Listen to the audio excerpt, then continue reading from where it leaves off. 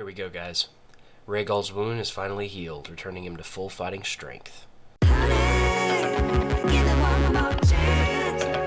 So what we're going to end up having to do is we're going to end up having to go over and we're going to have to amass our armies like we did with Aegon. Get a bunch of ships and start heading over there. So for right now, we're going to pick the ambition. Let's do Fall in Love because it'll give us one extra tick on diplomacy. And yeah, we need to designate a regent. And it's a good thing people have a positive opinion of me. I'm trying to think of who would be a good regent. Scrolling through.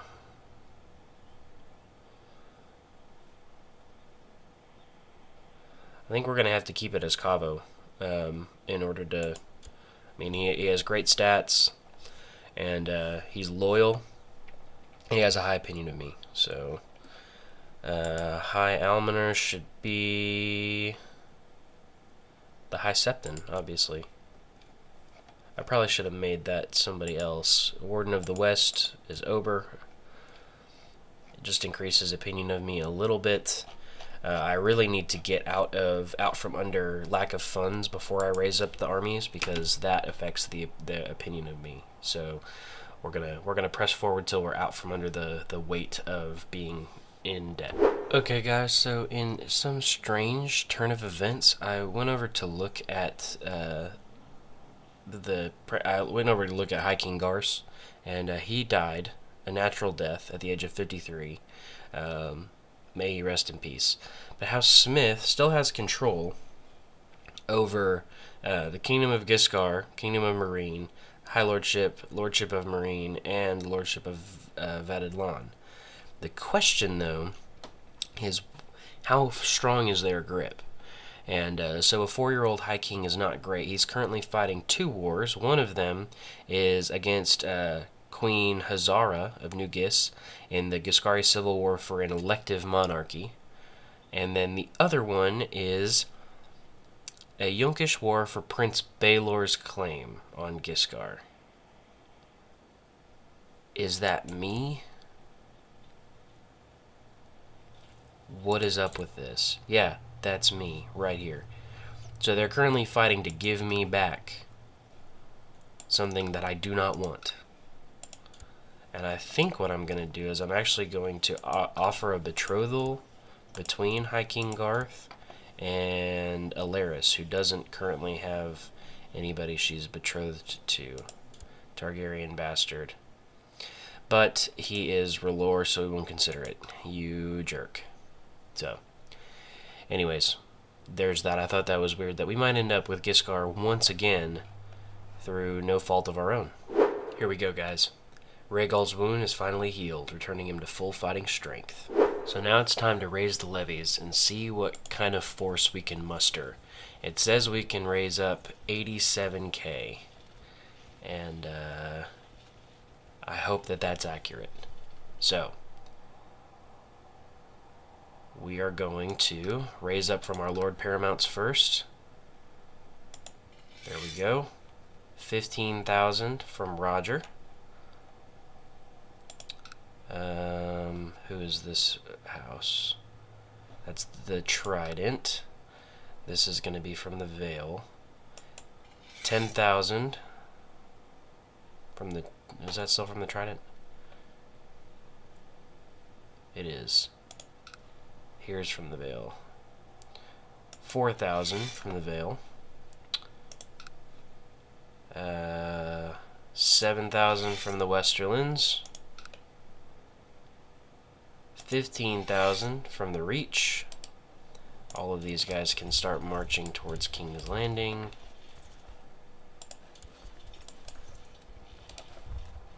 And there.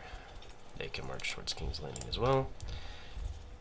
And 12,000 from the Stormlands. Supply limit in King's Landing is 90k, which is good. We have one more set to raise up. That's the Stormlands, but here's Dorne. 5,000 from Dorne. And then the Iron Fleet. 4,000 men from Lord Paramount Eldis. We're going to embark this army, and we're going to bring it around to King's Landing. Alright, and now what we need to do is we need to raise up the rest of our levies.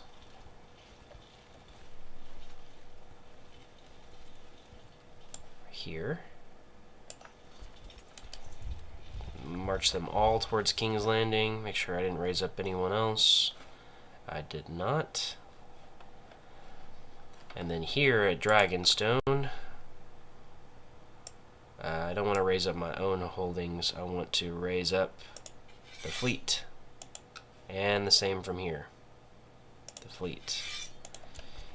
You can embark and sail down.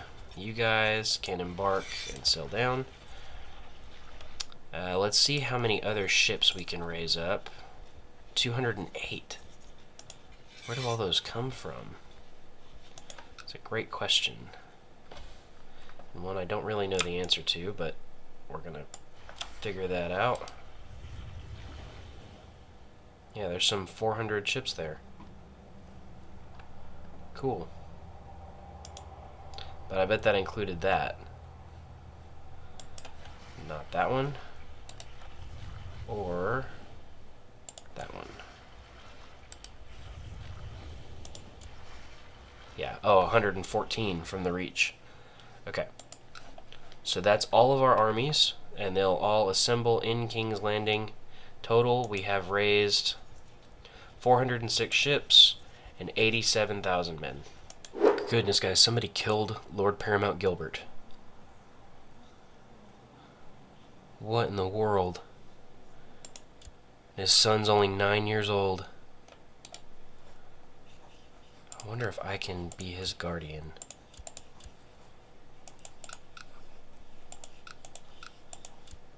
Ha, I can. Awesome. We're gonna do that then. Does that affect the amount of troops that we have? It does. I can raise another 8,000 from the Vale? I guess so. That'd be good to keep in mind. I won't need them now. That'll put us way over the limit here in King's Landing.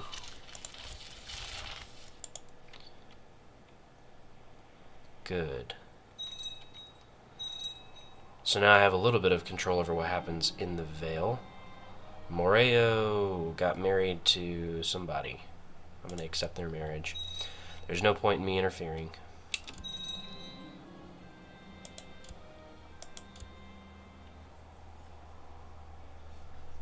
Uh-oh, something happened.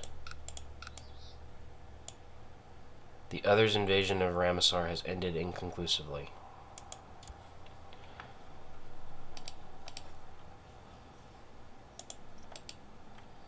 And I can't declare war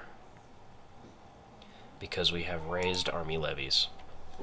Okay, so can't declare war for the Dawn. I'm missing one part of the Cassius Belli, which is I either need to have my capital on the same continent as the others of the five forts, which I don't, or my realm needs to neighbor the others of the five forts, which it does not. Or they have to hold over 40 lord titles, and the crown lands and the rest of the continent is free from the others. So I cannot declare a war for the Dawn.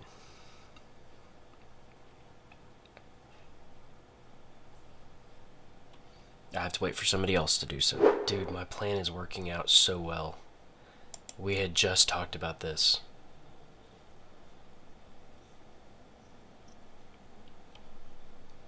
Yep. There we go. So hopefully that turns into something. You never know. You never know with CK2. But we're amassing the armies at King's Landing again because another's invasion has started. I'm not able to declare war for the Dawn, so even if we lose this one, if somebody's able to declare war for the Dawn, we can can start moving in that direction. Weeping Bay, really? Another peasant revolt in Weeping Bay, which is up here.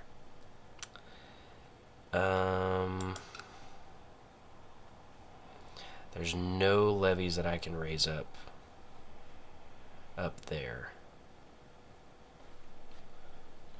Okay, so what I'm gonna do is, yeah, 10.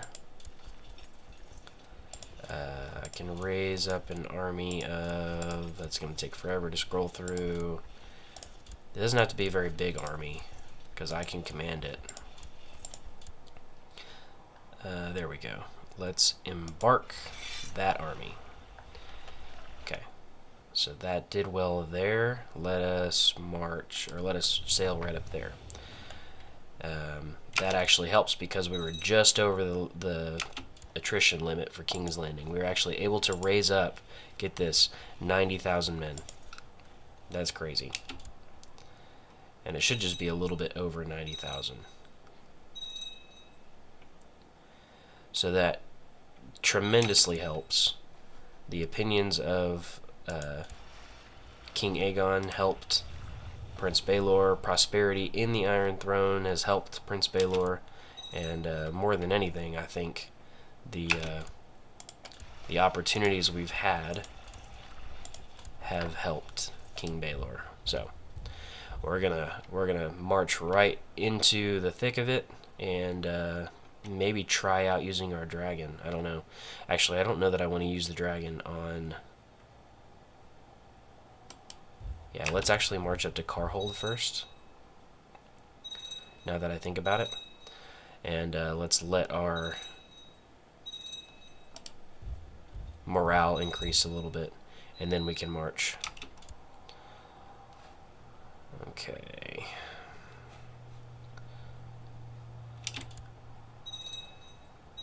So this will be the last piece of the puzzle, I think.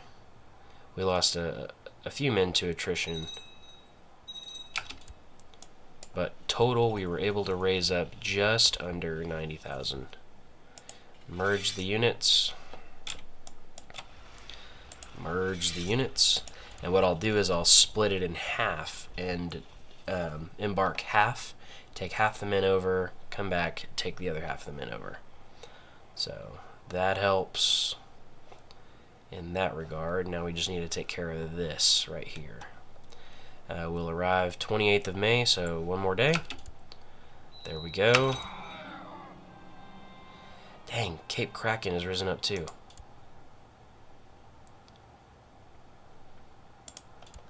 We slew a guy named Rickon who was weak.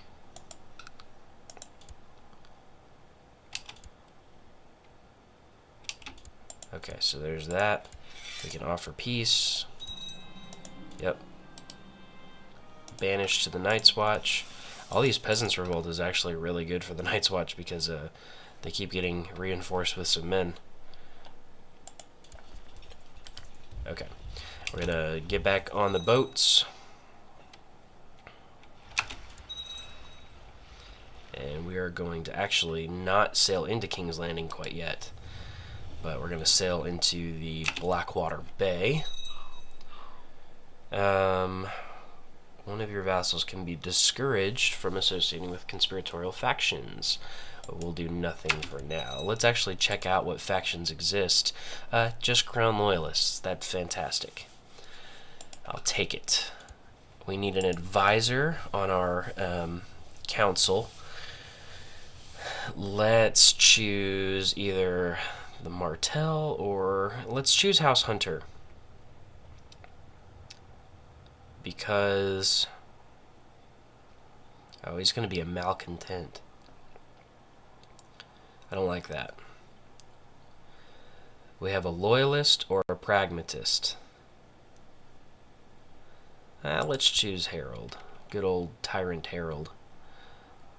Grandson of Barristan Selmy, actually.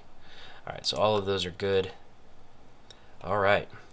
So it's time to start fighting the war for the Dun. Let's see if we can't get a good idea over here of what's happening. Are we able to see anything? Okay, so there's 11,000 whites there. But I do think that that's the bulk of their force. I don't think they'll be able to... I don't think we've left them alone long enough for them to raise up very many other men. If I zoom in here, yeah. Fog of War is going to cloud some of this. Okay. Well, the good news is that they don't really have enough men to fight us. The bad news is there's not a good place to land our troops.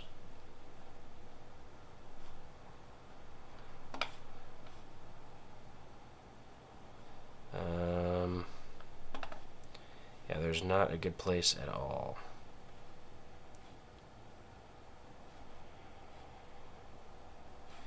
Even in Ashai, it's not a good spot to land. There's not even a temporary place where we can land our men. I guess we can like spread out over this whole island in Leng. Yeah, we'd have to like really split up our troops.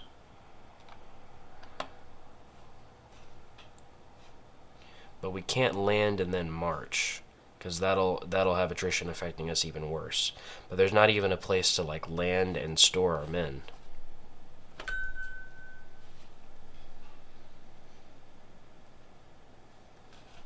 Let's see what research I can do and figure out where I can land our armies. If you have any suggestions, make sure you leave them down in the comments.